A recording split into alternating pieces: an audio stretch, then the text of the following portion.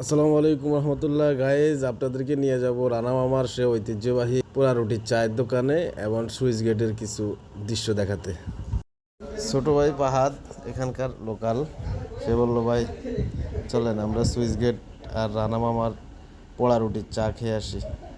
Petrol pump থেকে তেল নিলাম ভালো করে যেন কোনো সমস্যা না হয়, আবার রওনা দিলাম সুইচ গেটের উদ্দেশ্যে।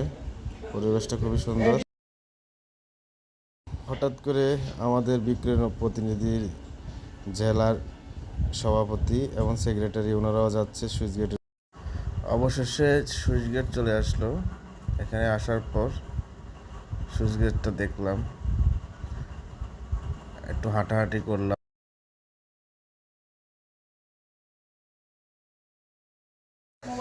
প্রচুর কচুরি ফেনা এসে ভরে গেছে, পানি দেখা যাচ্ছে না। তারপরে রওনা হলাম রানা মামার সেই ঐতিহ্যবাহী পোড়া রুটি এবং চা খেতে। অবশেষে মামার দোকানে এসে পৌঁছালাম। দেখলাম মামা চা বানাচ্ছে, অনেক প্রকারের রেসিপি দিয়ে চা বানাচ্ছে। চাটা দেখতে যেমন তেমন, টেস্ট অনেক দারুণ। গাইজ আপনারাও চলে আসতে পারেন নরসিংদী সুইচ গেট পিজের মাথা বা পাক্কার মাথা বলে। চলে আসবেন অবশ্যই, রানা মামার চা টেস্ট করে যাবেন। অনেক প্রকারের ফর্মুলা ইউজ করতেছে উনি। অবশেষে চা তৈরি।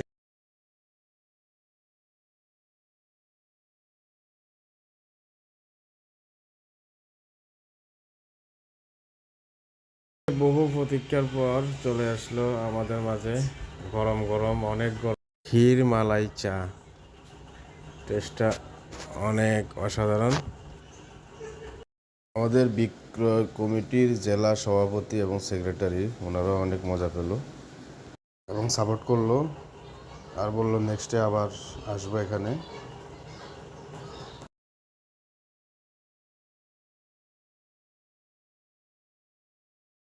তারপর রওনা দিলাম গোল্ডেন পার্কে। আমরা নেক্সটে গোল্ডেন পার্ক নিয়ে আসবো ইনশাল্লাহ।